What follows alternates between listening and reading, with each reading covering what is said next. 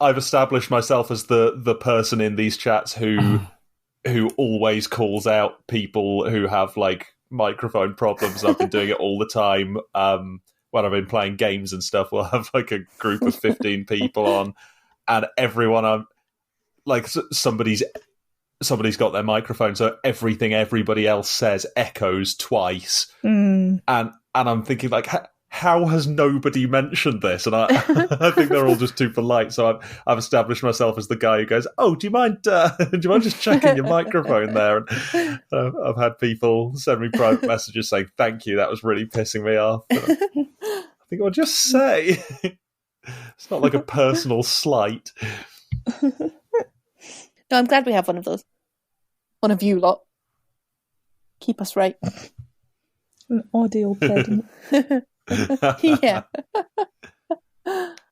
Shall I play the music? I'm ready. Yeah. Excellent. Here we go.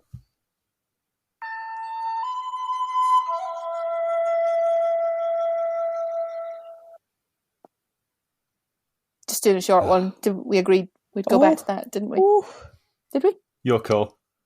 Yeah, I think the short one's Laura, what a pick this week. What a film. I'm so excited. How did you come across this one? I can't remember.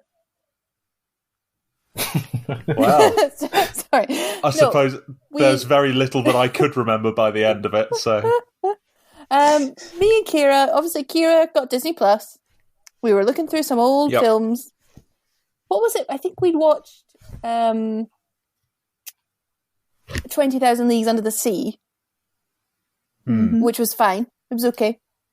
And then also Jules Verne, right? Also Jules Verne, and it just sparked this desperate need to have more of that sort of thing. Yeah, Mr. Jason Mason. Could you summarize exactly what you mean by that sort of thing? How can I describe the majesty and decadence of whatever this was? I don't know. We watched this and I was so excited by it, and so it was just indescribable. And I thought, I'm going to pick that one day for film club. And what do you know? A few weeks later, here we are. And I don't regret it at all. I don't even want to hear your opinions of it. It doesn't matter to me. This was the perfect film. The perfect film. 10 out of 10. No more discussion. Play the music. Fernando, was this the perfect film? I mean, the perfect film. No, I'm going to say no, unless we redefine as in perfect for what, I suppose, and a perfect example of a film that I do not wish to see again. Do you have criticisms of the film?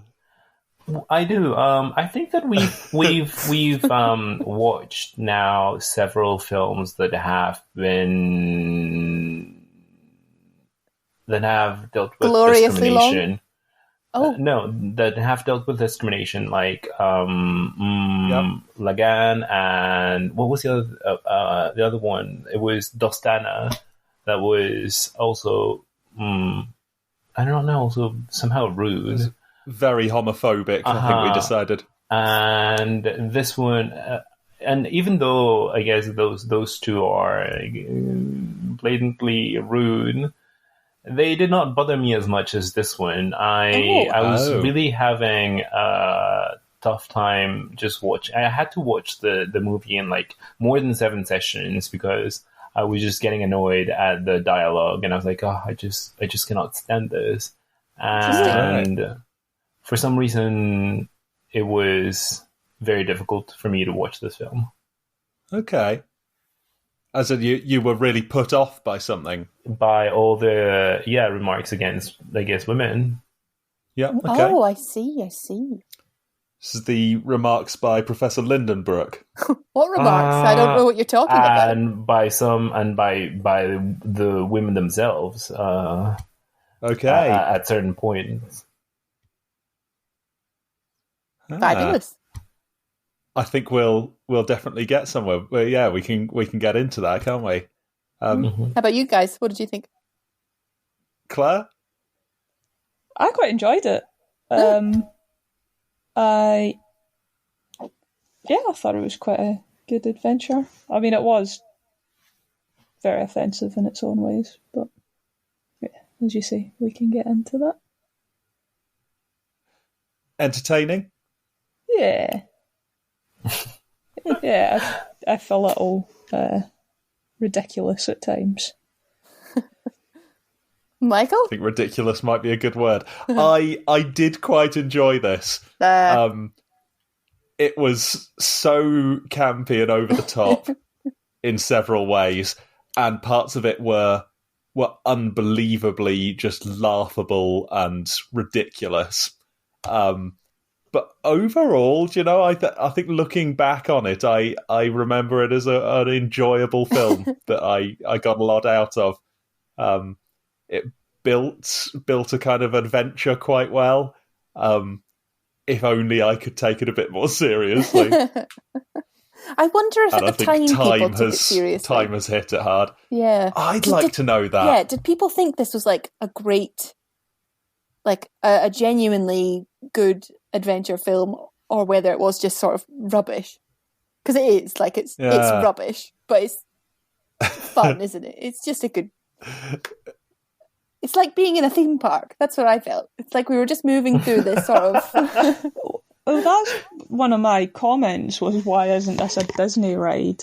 I think that would be... Oh, yeah. Disneyland, Disneyland Japan have a Journey to the Center of the Earth ride. And it was closed when we went. Which you've been on? No, it was closed. We were so upset.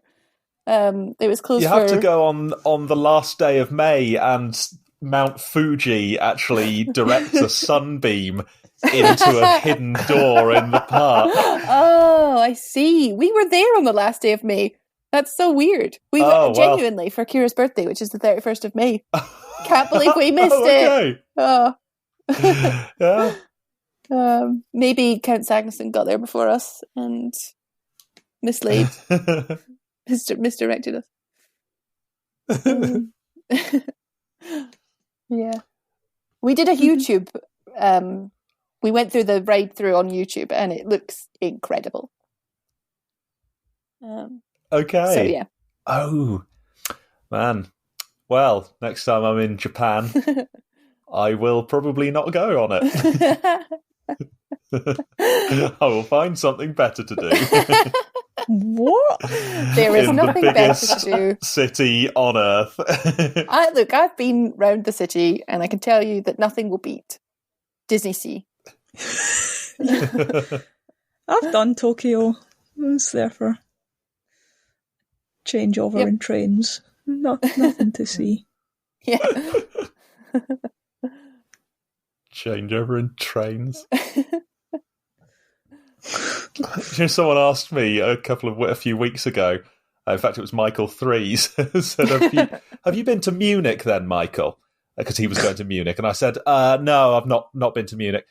Oh, actually, having said that, I did get engaged there, but no, I've not. Because that is literally all I did in Munich. Right, so there's a lot to unpack in this film. Yes. And I've only got 2 hours. Should we start with Fernando's? Yeah. Shall we, Laura? That would be a typically female question right there. Yeah, so I have a few notes about the sexism in it, and I think I came to a very different position compared to Fernando. But maybe Fernando could talk about what is your position that it was. Is your position that it was perfectly acceptable, and then we should go to those practices of the past? No. So my position is that Professor Lindenbrook, in particular, was extremely sexist, and that he was portrayed all the way through as being generally rude and ignorant. and that was one aspect of his character, and that Carla all the way through was showing him up and showing that he was wrong, and that he was somewhat persuaded in the end. I thought it was a good, or at least a reasonable sort of story arc to have somebody who is a misogynist and ends up learning the errors of their ways and ends up coming to respect women as, you know, potentially equal partners in adventures and that kind of thing. And I found that quite satisfying, and that almost made all of made all the sexist bits feel very different, because we were supposed to be looking at him and thinking, oh, what a ignorant old fool. It was a bit like Professor Henry Higgins in My Fair Lady. It's just going on all the time about how awful women are, but he's always portrayed as this foolish man who, again, learns the error of his ways, at least to some extent by the end. Fernando, and that is different from what we get from what we get from some films, which is characters say sexist things and we're meant to see it and think, oh yeah, that's about right, like in Dostana or whatever else it might be, where there's just ignorance is at the core of the writing. What I didn't notice was the women themselves saying stuff. I'd love to hear what Fernando thinks about all of this. I simply don't think the professor changed his mind when he finally, started the relationship with I forgot her name, but with her, Carla. With Carla, I felt so bad for her all the time. I guess I see what you mean when you said that that you meant to see that she is the one who shows him. I guess that she's on the right, but I kept thinking, no. I guess that probably some women were behaving like this in the past, except nobody thought they were in the right, and they just had to live through all of those sexist comments, and nobody ever thought that they were wrong, which made it particularly stressful. And I think at some point there is a scene where they are reading that some explorers went through an opening in the volcano, and they were reading, I guess, the name of all the men, and then they also read the name of Carla's name, and it was also a woman who was hearing the news from the newspaper, and then she herself was surprised that a woman was present. She was like, what, a woman? As if she herself did not believe that women should be allowed into such adventures. And I guess that showed how ingrained sexism was, that even they themselves did not think that they should be there. Also, when Carla, there was a point where Carla refused to shoot one of the villains, and her excuse was like, "Oh well, I guess I'm just a woman." I thought that was, I guess that's somehow understandable, but also thought that was a mistake on her part. Okay. I think I'm somewhere in the middle, which is that I think we were definitely meant to see him as being this like cantankerous old misogynist, which was just part of his character, and he learned to see the error of his ways. But I do agree with Fernando that he didn't actually learn the error of his ways. He just fancied her.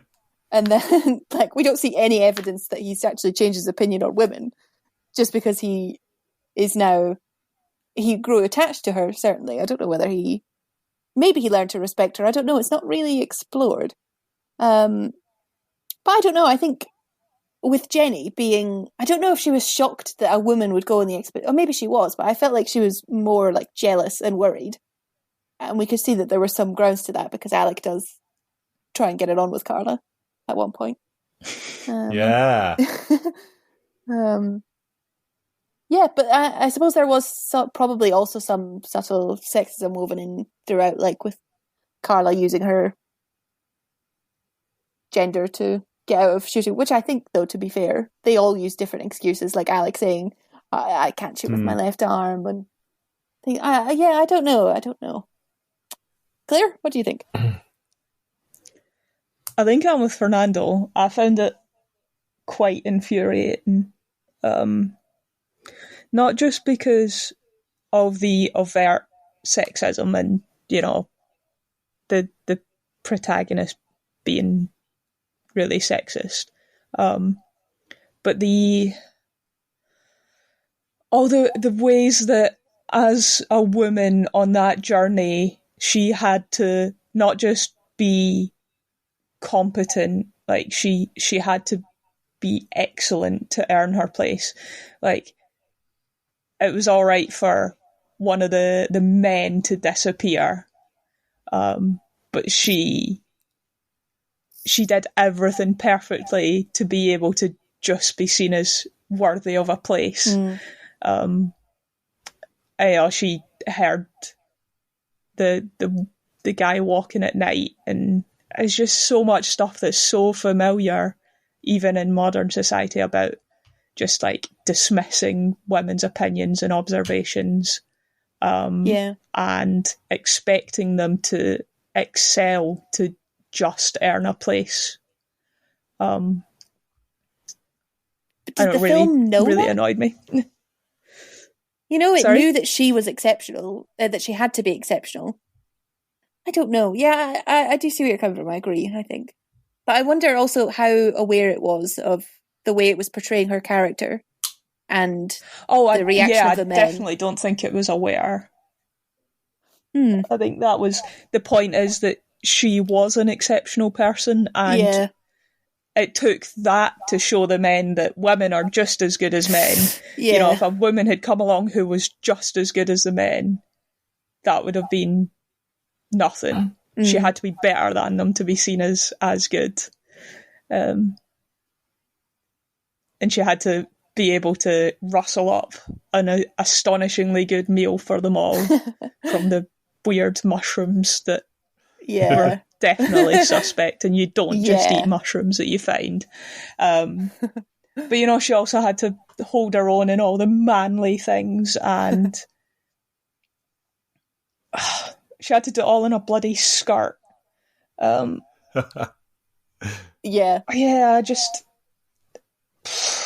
Just annoyed me,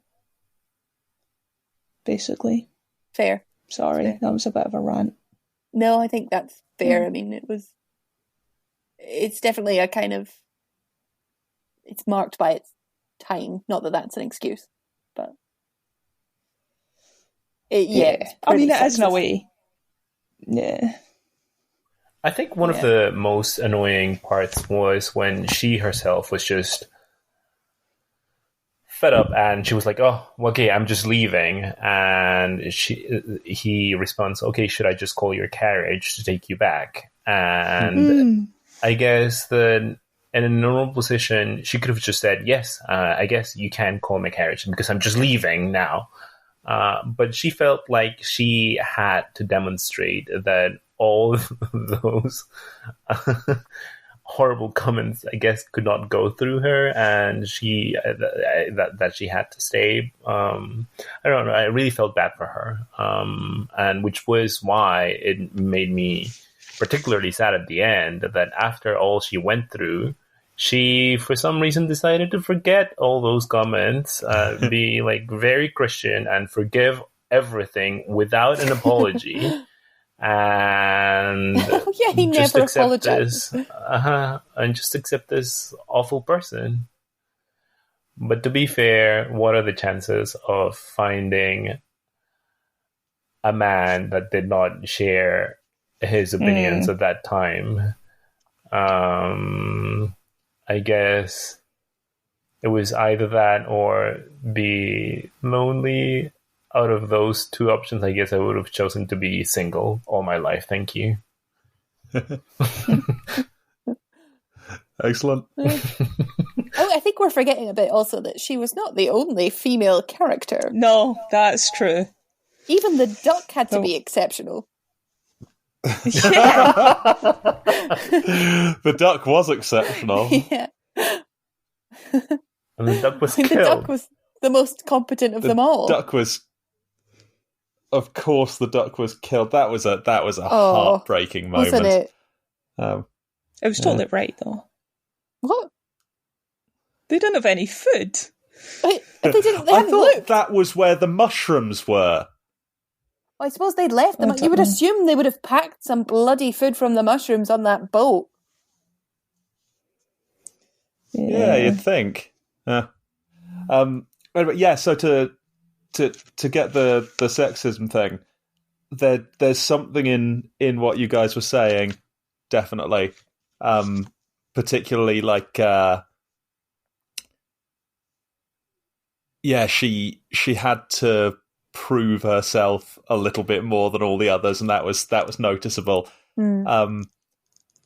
Again, though, I think a lot of this really was just Professor Lindenbrook stuff, like when she hears the stuff at night. We see straight away Alec totally taking her seriously and saying, "Well, hang on, shouldn't we listen out for this?" And he actually listens. It's just Professor Lindenbrook that's an old dinosaur, and then he's shown to be wrong. He has to eat his words, and it's shown that she was the smart one all along. And that does seem different to me, and it seemed to me that was the case most of the time. Wait, did that actually happen? Because what I remember is that Alec just went to her side and said, "Don't be afraid, madam," as if he actually believed that she was hallucinating. Oh, really? Oh, yes. Maybe I don't remember exactly now. Yeah, I feel like his reaction was took more, her seriously, though, right? Poor woman needs my help. Oh, well. He was frustrated. Yeah, he was an use. unexplored sexist character. Like, every time there was peril, he was like, "I'll save you." Like when there was an earth shake, and he's trying to like pump her leg. Yeah. Yeah, I wasn't quite sure what he was trying to do there. Like, he's gonna grab onto her so that, like, if there's a rock, they'll both die, or like, it seemed that could only have made life harder for her. Yeah. But then at least, was that meant to be chivalry or something? But then again, I feel they sort of addressed this a bit, because she was shown to be the more mature, intelligent character, and they explored this thing where actually he does just totally fancy her and tries it on with her, and she very eloquently and totally in control turns him down in the most precise, sort of sensible way possible. All through it, I felt like she was basically the only really relatable character that you end up liking, right? Apart from the duck. Hans, thank you. Sorry? Hans, obviously. The man who loved Hans. the duck. Yeah, Hans is good. So yes, we like Hans and the duck. But am I wrong in this, that she was always shown to have been the one that was right all along, like in everything? So. Yeah. Well, the thing is, maybe, but I just worried so much that the characters themselves did not see that, which was what made me so anxious. It's like, I guess that I, as a person who's just watching the movie, maybe I see this, but the people around her don't see this, and. So my feeling was, if the audience, definitely the audience sees this, then that's okay, because it's sort of like there are some flawed characters and we see their flaws exposed, and that's it. I think there's something in, we even explore Alec, don't we, and see how he's a bit hopeless. Yeah, he was useless. Yeah. I wrote down some defining character traits. I liked him too, but when I was writing down their defining character traits, his was very much just picks anything up and will put it into his mouth. There's so many times where he just including women. Yeah. Thinks salt could be water. Yes, you don't fall into a load of... Yeah, I'll try tasting this, see what it is. You try to drink it. An infant would do that, wouldn't they? Yeah. That's about the age you stop exploring using your mouth. Like a year and a half.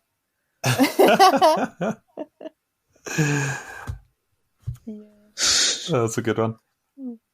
But anyway, yeah, I think they crafted Carla as like the perfect woman on purpose, and not in a totally admirable way, probably, which is that she was like so competent, so self-assured, so sassy, but she was an amazing cook, and she had to be rescued sometimes. Which is probably like a late 50s idea of like, this is the perfect female hero, kind of. Like, she's still very much a woman, but she's a very competent woman. Was that the most progressive thing they could think of? Probably. There's something in that, right? That would it be fair to say audiences in the 50s were probably themselves a lot more sexist? Yeah. And yes. It kind of therefore adds up that they've contrived this whole story about... I'll tell you what, there was this woman, right? Yeah, but hear me out here.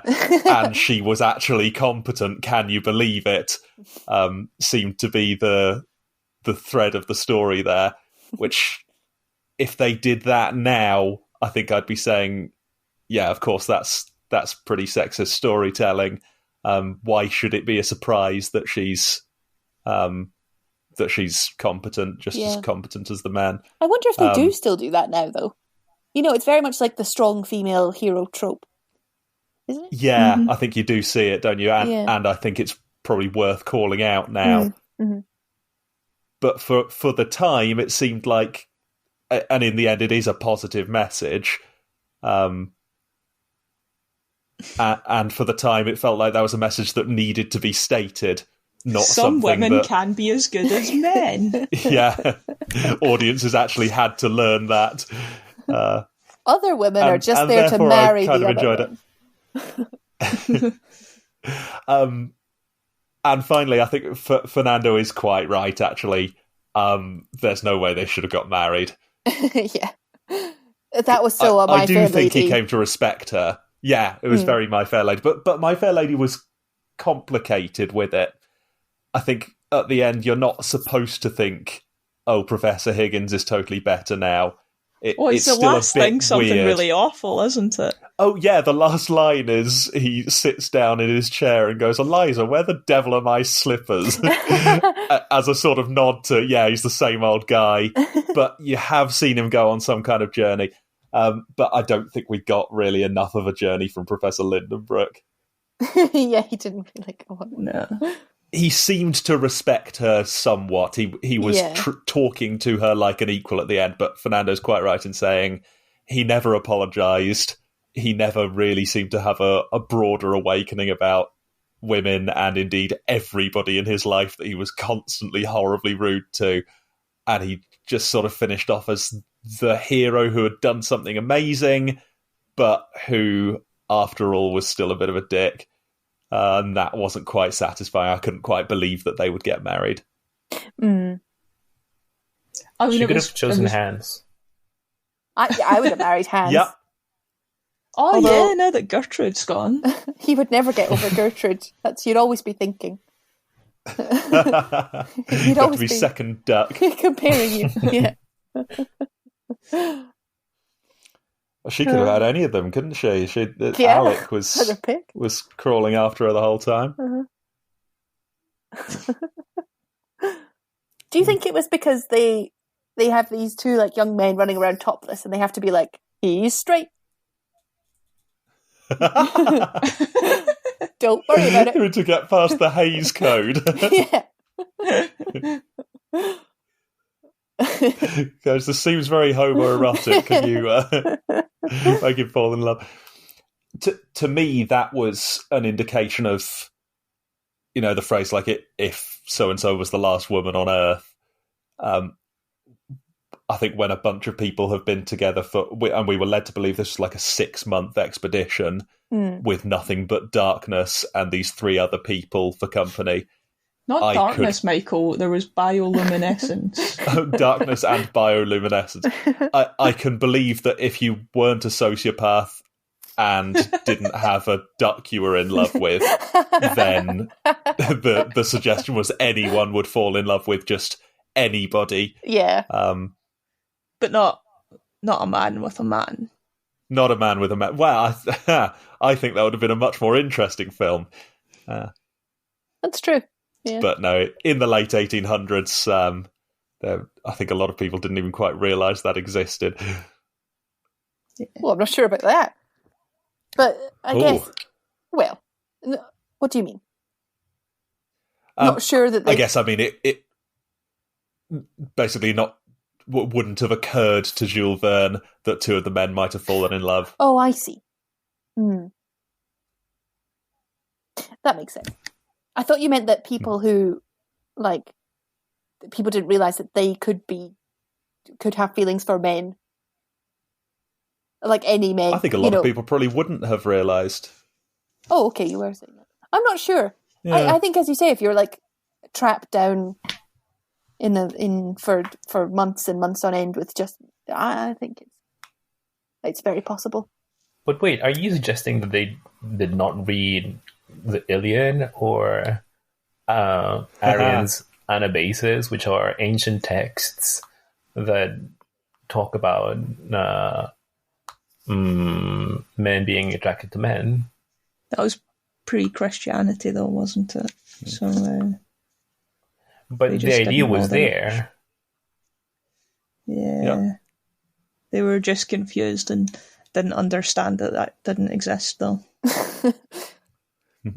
Oh. Yeah, sorry, yes, I'm not trying to say that the whole idea of homosexuality is new or anything like that. But I think audiences in, like, the Victorian period were super repressed and were really shy about ideas like homosexuality were so taboo to audiences of something like Jules Verne that maybe a lot of people would not have imagined. People would not have imagined two men falling in love because they've just lived in such a heteronormative society, which is a tragedy.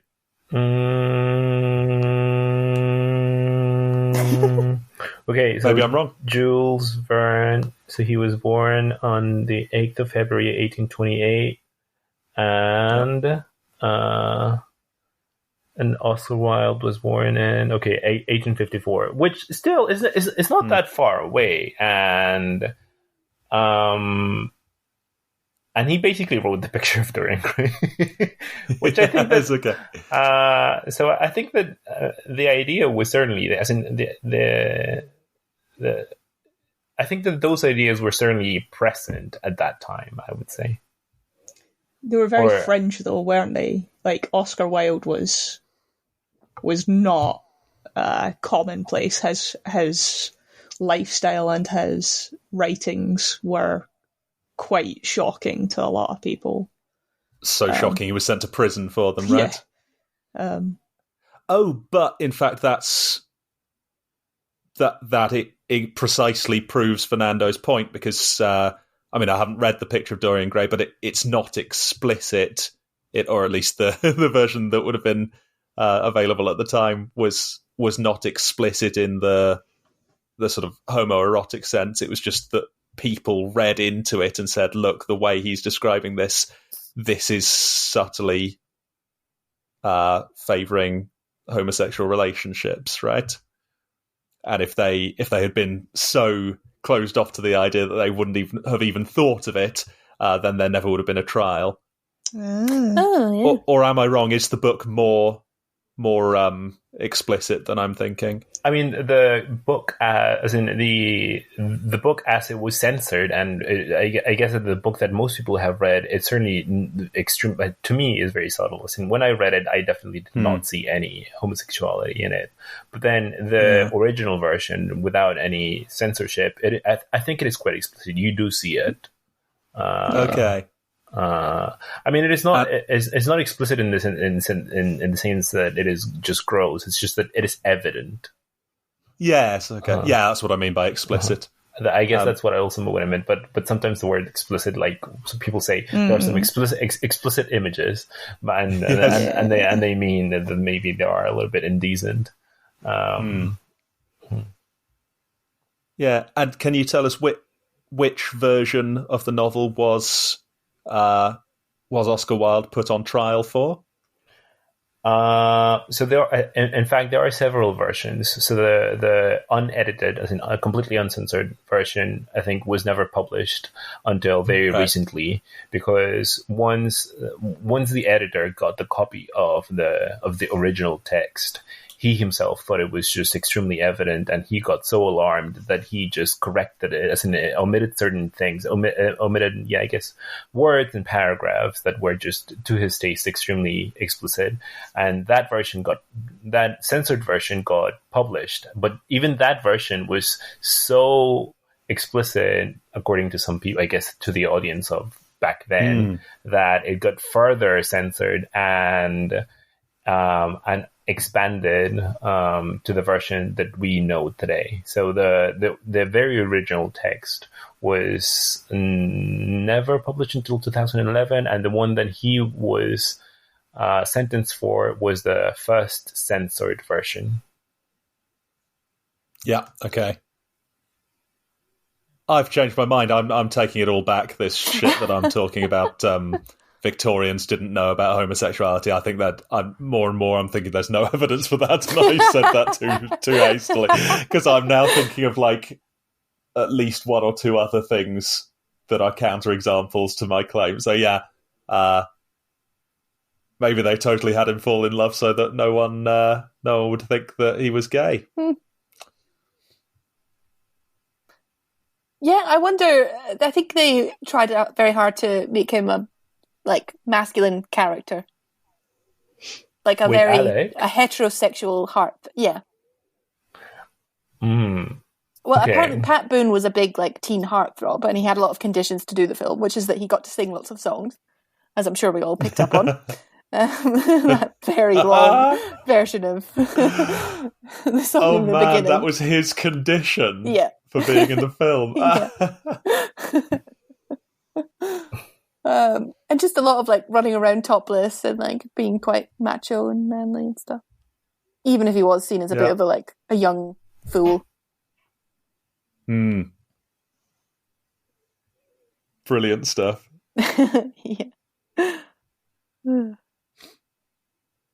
Yeah, I was looking up some I facts. did like him. He was all right. Yeah, I quite liked him as well. Terrible Scottish accent.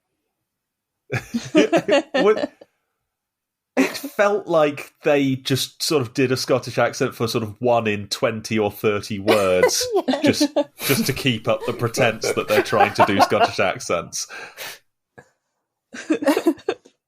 Just say laddie every so often. Yeah, there was a lot of laddie.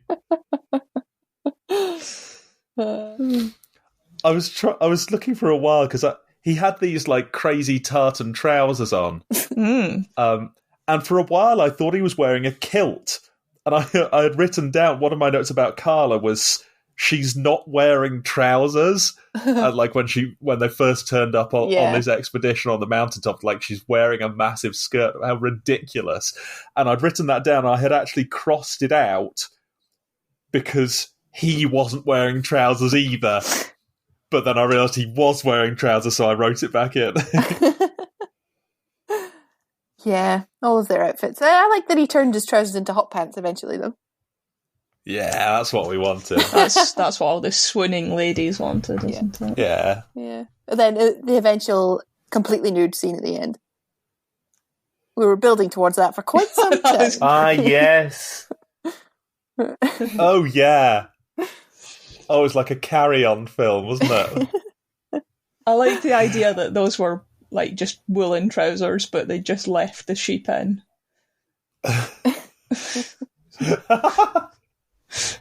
Yeah. Oh, that was good. Don't you hate it when they leave the sheep in your trousers? They forget to cut the sheep off when it's shearing season. So while we're on it, bit of racy humour at the end there. Oh, I've got that. Do you guys get this? Yeah, I've got that note, like weird sex joke. Yeah.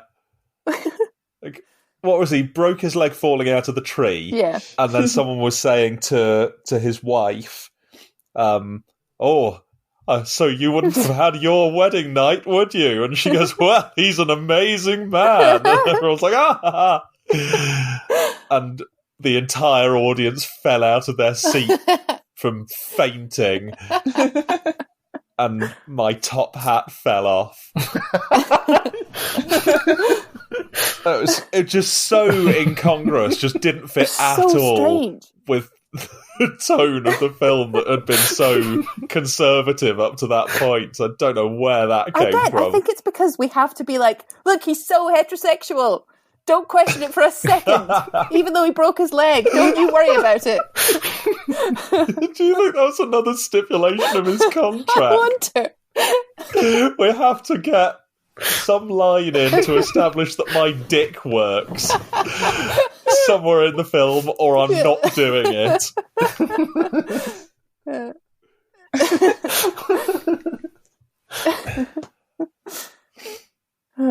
Yeah. That was crazy. Weren't the scenes of Edinburgh exciting? Yeah. Blatantly green screen of him walking through the pipe band. Yeah. That's fun. Oh. I didn't know that was a green screen. I think it was. Where the pipe band are coming down Princess Street, and he's just walking, reading the paper, and they all part for him. Yeah, I don't think that happened. Oh. Huh. That's a weird one to green screen, isn't it? That's what I thought, because they've obviously done the filming. That seems like, yeah. I thought that would be quite an easy one to do, especially because then all of the people would have to part around him without him being there. Yeah. Which I guess is doable. You just tell them to part at some point. Yeah. What's the point? Maybe he couldn't make it for on-location filming or something. And they did that bit in California and had... Yeah, that's what I wondered. Oh, that would be weird. Oh, well, I didn't notice. I was fooled by the stunning, high-quality special effects of this film. It did win an Oscar for its effects. Oh, sorry? Sorry? I said it won an Oscar for its special effects. No. Yep. Oh my god. Well, that answers the question, doesn't it? Which is, like, we asked this about the sexism, and we can ask it now about the effects. Like, did people think this was good at the time? I think the answer and yes, is they yes. did, including the Academy. Oh my god, the lizards. Oh, I thought that was brilliant. Just changed the film so much. I was watching it. I was getting somewhere. I was thinking, oh, this is a bit campy and silly, but there's something in it. It's quite a good adventure. And I laughed harder than I think I have ever laughed at a film. I was literally in tears of laughter sitting next to Claire on the sofa here, just thinking, how did this happen? Like, just thinking back to when we started watching the film and him walking through Edinburgh and stuff, and I thought, how did this end with him running away from giant lizards on a beach under the earth? And then the lizard was singing, and it woke up all its lizard friends, and then it was just... I just couldn't believe it. It was just so bad. It was really funny watching Michael watch that bit of the film. I have no idea what happened in the film, but Michael was very funny. Glued these giant, whatever's onto the backs of these poor lizards. Just Oh. Brilliant. Yeah. Just the idea that people would be watching this going, wow, look at that dinosaur. It's like so obviously just a little lizard that they put a tiny camera in front of. It was as bad as, do you remember the Time Machine? Yeah. When like the bridge falls over and it's like this tiny bridge they made out of Lego and pushed over. And you can kind of tell from the way like water moves that it's tiny. The and like Matchbox cars.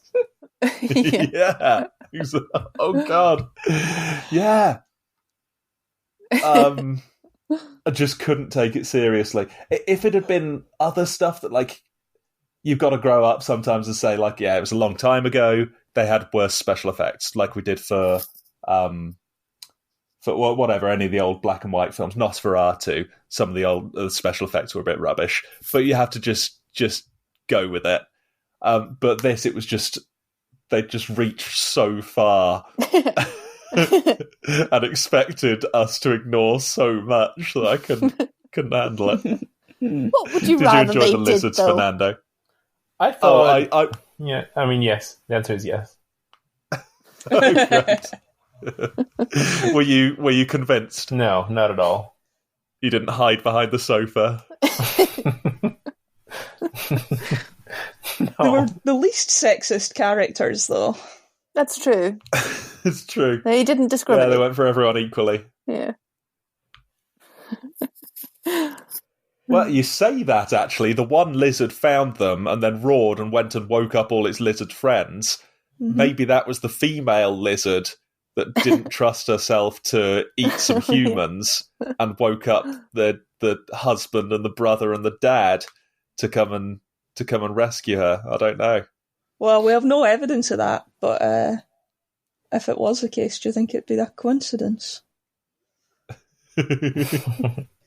No, I think that's legit. Okay. That sounds like symbolism. In fact, I've Michael. read the novel and that's exactly what happened. I think I read that I the have no director said... The DVD outtakes. What were you saying, Laura? I was just going to say on the topic of symbolism that I shoehorned in there, that the director said that there is no subtext to this film. Oh, that's never stopped us before. That's true.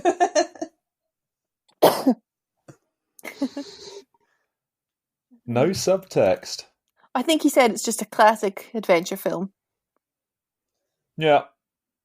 I mean, there's always Fair subtext, enough. though, isn't there?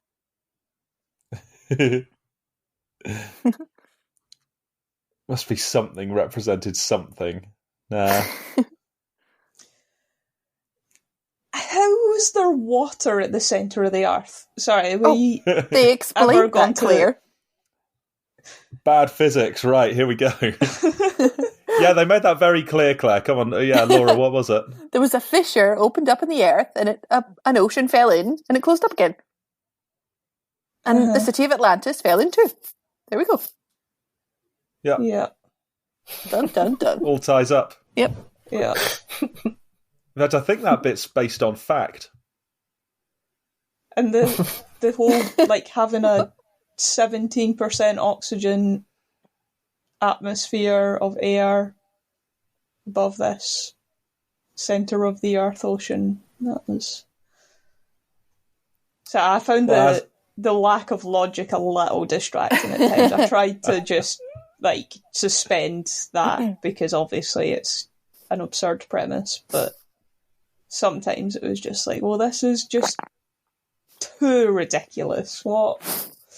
It was pretty ridiculous. Yeah, the bioluminescent like slime.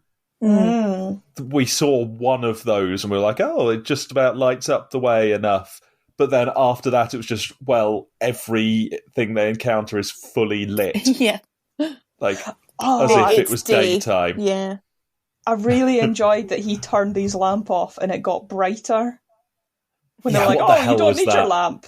And he turns the lamp off and then the lights turn up. It's like, that's not how it works. It's not like, Well, Yeah. clearly the lamps were blocking the phosphorescent. Like, yeah. Oh, So the main one. You can't see an ultraviolet light when the lights are on. There were two more that I thought were particularly bad. One of them was gravity. Does gravity just still go down when you're at the centre of the Earth? Is there just a canonical down and people in Australia just fall off and go out into space? Like, no, in the middle of the Earth, there's no, like, gravity's pulling equally on all sides. You'd just float. Really? You wouldn't be able to... Yeah. Oh, I never thought about that. How interesting. Yeah, well, I mean, there's no reason to think about it because no one can go to the centre of the Earth, as anybody would know. As Jules Verne, I suspect, did also know. But yeah, like if you're at the North Pole, the gravity pulls you south, and it pulls you down. If you're on the South Pole, it pulls you in the opposite direction. If you're in the middle, there's no gravity. And so, yeah, the idea that, like, I thought, like, I was just about willing to be like, oh, well, just forget it. It's just a fun story. But then they sailed to the centre of the Earth and all the metal things went away because of the North Pole and the South Pole. And I just thought, so we're doing physics now, are we?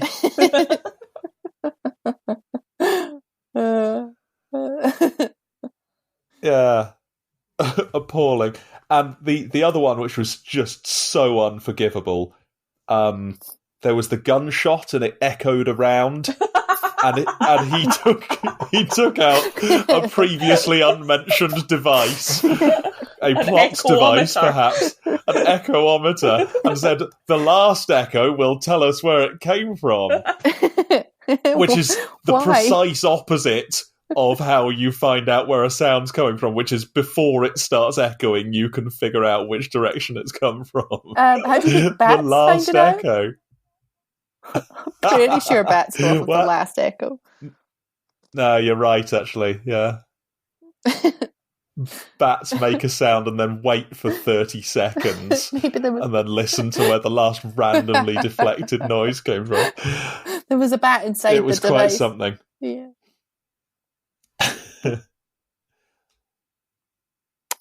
That was the other physics note I've got is how are they going to get back out again? Well, but they answered that one, so Deus Ex Volcana. very good. Oh, yeah. Which also was clearly just like oatmeal or something. Yes. Oh, the love. Oh God, the poor lizard. Oh, yeah, I know. They clearly just dumped hot something on that lizard. Or read something on it, which, as you say, it could easily have just been like, yeah, some porridge that they made red and like poured onto it, but it really did like fall over while they were pouring it on. And I feel like that was at least mild animal cruelty. Oh yeah, that did upset me quite a lot. They definitely have also filmed those other lizards eating that one as well. You know, the original were they lizards. eating Oh yeah. Yeah. But I think the lizard that they were eating was maybe not a real lizard, right?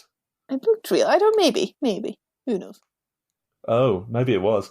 Yeah, definitely. There were a couple of sort of this isn't quite right moments. I mean, Komodo dragons do that, don't they? They eat each other. Yeah, I think the thing is though, if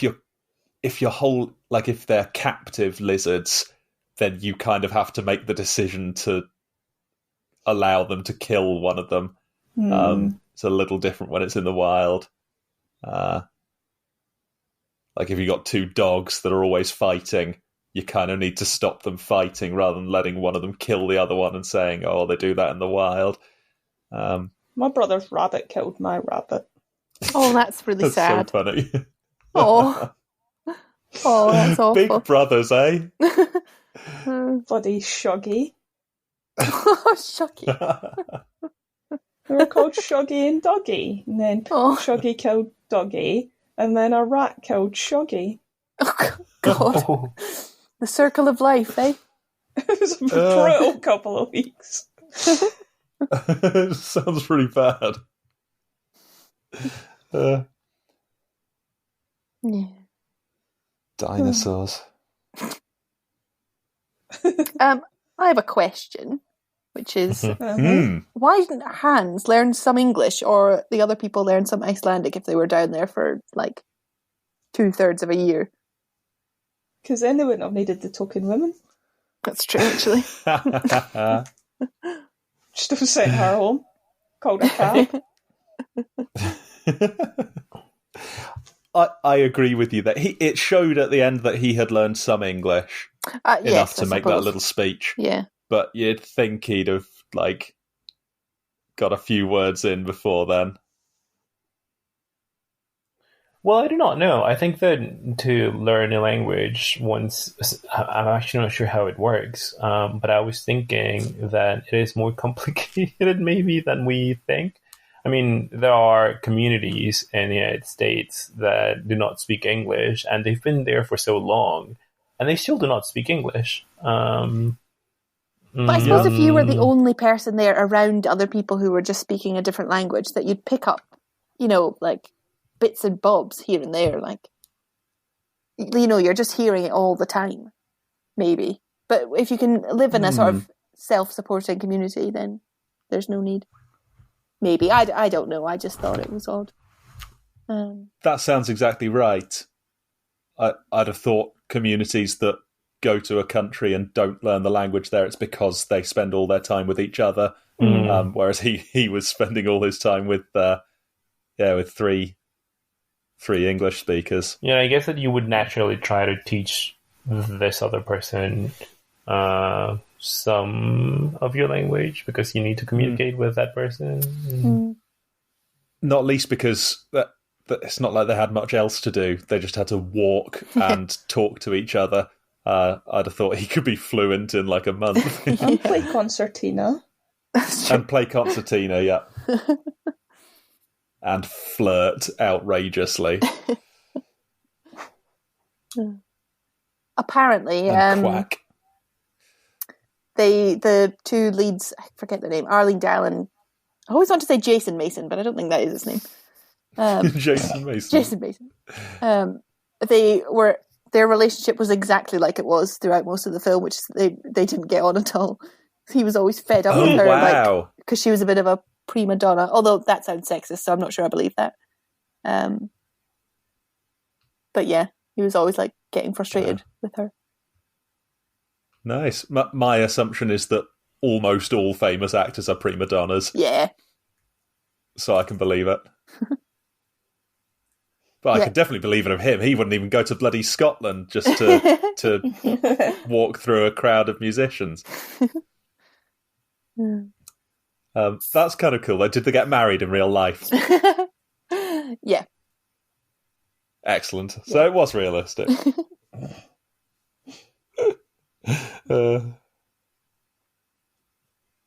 I enjoyed this film. Excellent. So did I. I thought some of the sets were pretty cool. I might watch it again. Like they did it. Yeah. Some of the sets were less cool. Some of them were clearly just some aluminium like pipe cleaners stuck against a wall. But the cavernous jewels and like geodes and minerals and whatnot. Yeah, that was a nice set. Yeah. Oh, what a shame! You picked the one rock that was plugging up that huge dam. That was ridiculous. I was so frustrated because it wasn't even representative of the bulk. It was this one weird one and a mass of things that were all the same. It's like, surely the interesting thing is that another one is hugely prevalent. Surely you take that as your representative example. Yeah. But no. Had to take the one that flooded the place. Rubbish. Bloody. Yeah. A couple of last questions, unless anyone else has anything. No, go ahead. I think this would make a good TV show. I was wondering how you might turn this into a TV show. Oh, like a 20-minute after-school cartoon. Yeah. Where they learn something new about friendship each time. They get into a different adventure underneath the earth. Yeah. That'd be good, wouldn't it? Yeah. Enjoy that. Because it was a little bit episodic. The way it progressed. Yeah. Like it had these ups and downs. or just Downs, if you will. Oh dear. Yeah. Yeah, it had a bit of a sort of Star Trek Voyager thing to it, where like they're trying to get somewhere, they're on a very long journey, and they get into adventures along the way. Yeah, and it's sort of like peril, relief. Very. Yeah. It's like the Odyssey. Tell us why. But without the homoerotic subtext. Very much with or maybe with it. Subtext. Yeah. Well, maybe with it. Yeah, they're going on a long journey to get somewhere, and they're not quite sure what they'll find when they get there, and they get into crazy situations along the way that test their mettle, and that's it. No, it's not like the Odyssey. I thought you were going to suggest the only appropriate medium for this story would be an epic poem. Oh, I'd read that. That would be good. Translated from quick. Sing Muse of Carla Göteborg and Professor Lindenbrook.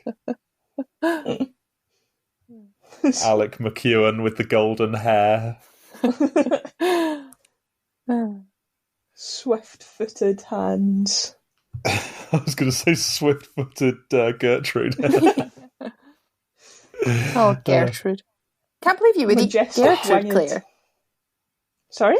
She was just as much a part of that expedition as everyone else. That's true, but also she was a food source when they had no food source. They're all food sources if you look at them that way. Yep. She's the least sentient. I disagree. But we can agree to disagree on that. Yeah. I'd have eaten Stagnason. Yeah, me too. They were going to kill him anyway. Yeah, all this shit about, let's not bother killing him. Let's just take him all the way on like the 3-month journey with us, even though he's probably planning to kill us. Yeah. It did startle me, the absolute waste of him eating Gertrude and then dying immediately before he'd even digested her. Oh. Yeah. That was an outrage. Pretty rotten. He was a villain if through they'd eaten and through. Him. Yeah, he was a bad un, Sagnason. I was hoping he would redeem himself somehow, but no, he was just a rotten egg. Yeah. What were you going to say if they'd eaten him? If they'd eaten him, it would have been like some kind of justice for Gertrude. Then they'd sort of be eating Gertrude. Yeah, but in a sort of beautiful circle of life type way. Maybe. And that would be fine, because Gertrude was a food source. You're a vegan. Gertrude. I know. But if I was in the centre of the earth and I had the choice of eating a herbivore your best friend who just happens to be a dog, I'd eat the herbivore. I'd eat you. Well, you'd get very ill potentially, so you'd get worms or something.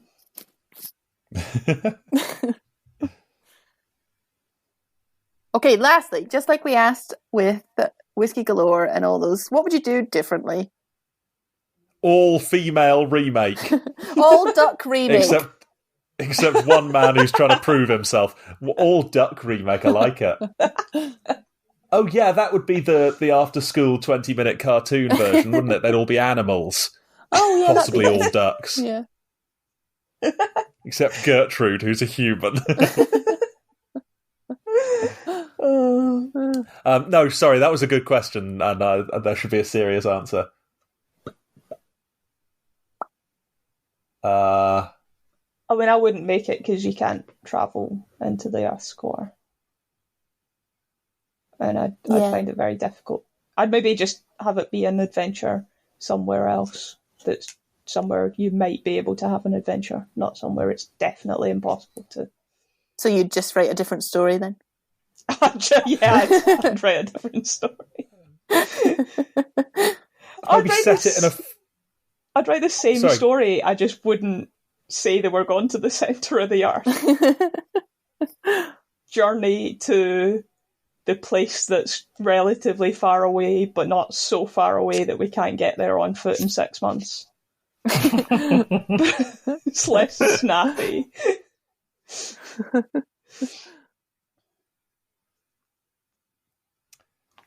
How about a fantasy remake? Like set it in Middle Earth or Narnia or something, where we really could believe that the centre of the Earth is like that. In fact, this was very Narnia-ish. Yeah, it was a bit. Oh God, who was Jesus? Oh. Well, Gertrude was Jesus. Yeah, Gertrude led them all to the Promised Land, didn't she? And then was killed by oh my God, by fits. Sagnason, Yes. who was Judas, who soon got his comeuppance, of course. Yep. And then they all ascended to as heaven. a result of that, everyone got to heaven, or the surface. That was surprisingly easy. Yeah, that works really well. Wow. Who was Ishmael? Professor Lindenbrook was definitely Ahab. His sort of obsession with getting to the centre of the world at any cost, no matter who he upsets. So I guess Ishmael is Alec, who's just a young man who gets dragged along. Who is Starbuck? God, I can't remember who Starbuck is now. The coffee supplier. Sorry, is that not it? Yes. Yes, that's it. I like that they had a cup of tea. Like, start your journey to the centre of the earth. It's the end of the first day. What do? We'll make a cup of tea. I can get behind that as a moral position. Yeah.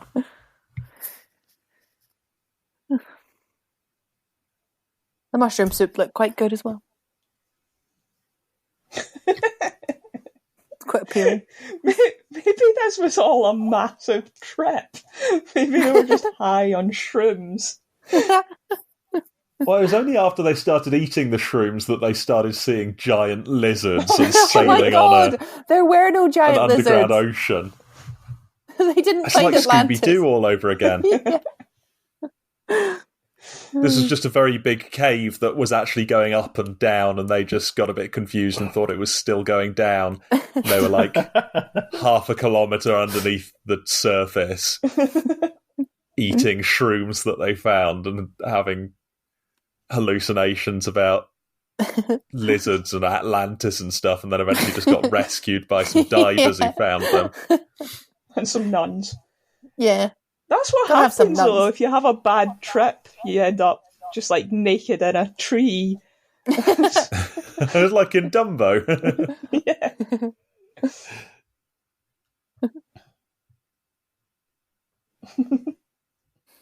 I'm really glad you picked this film. Oh, excellent. I'm glad. And I apologise to Fernando for... Yes. No, it's fine. Thank you. Thank you for... I've enjoyed our discussion as well. Even if I think this was the... Oh, we haven't even talked about the best scene! The best scene was when they were stuck in that barn and they thought that they were communicating with another prisoner. Oh, what a load of crap. That was so It lasted like so good. 5 minutes of them just tapping on the wall. It was so out of place. I loved it so disaster. much. That's my favourite scene in any film ever. I laughed so much. Why were they genuinely in there? laughed. Someone kidnapped them. I don't know. There? This like murderous guy that wants to stop them from uncovering the greatest secrets that the earth has ever known, and he just chucks them in a pile of feathers in a barn. And then they got out like an hour later.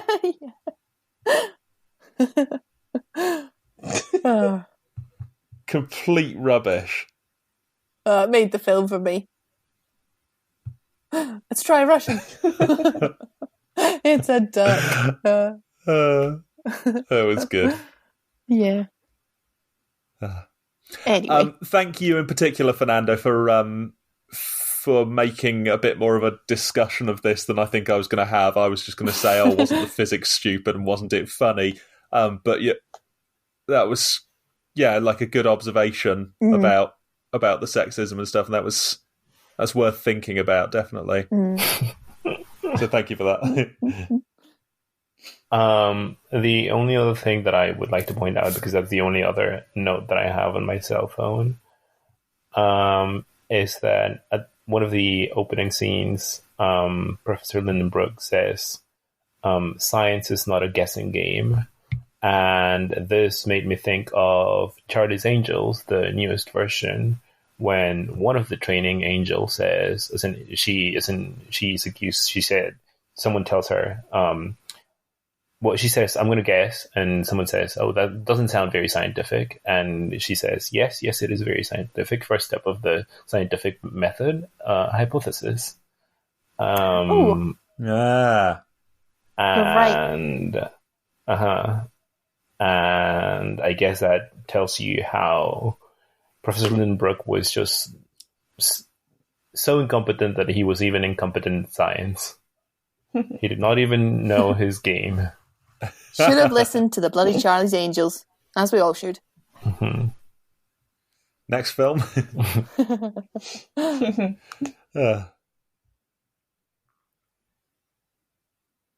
Nice. I'm ready to play the music. Great. Yep. Yeah. Here we go. For it. It's loading. My apologies.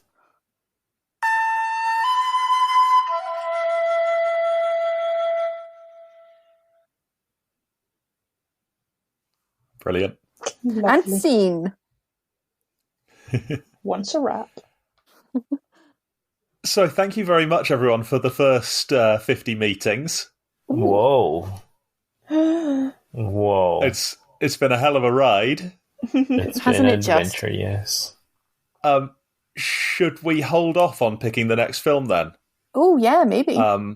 Because next it'll be the awards, right? Ooh. Yeah, we've got to do our Oscars preparation. Yeah. Rather than watching a new film as well. Excellent. So I guess in a couple of days we'll set that in motion and choose some categories, right? Yeah. Yes.